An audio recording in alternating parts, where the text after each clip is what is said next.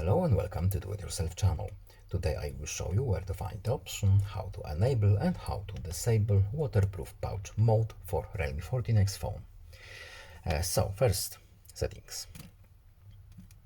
Then in settings we're looking for accessibility and convenience menu.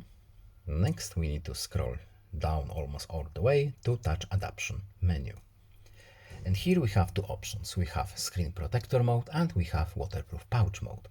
We are interested in this option right here. What does it do? We have a very short explanation here. So, optimizes the touch sensitivity of the screen for use with waterproof pouches. Turn this off when the device is not in the waterproof pouch. So, we can enable the option here, and as you can see, this function will automatically turn off after it has been 12 hours. So, the option is here. And that's all. I hope this video was helpful to you. Please leave a like and subscribe. Have a nice day and see you in the next video.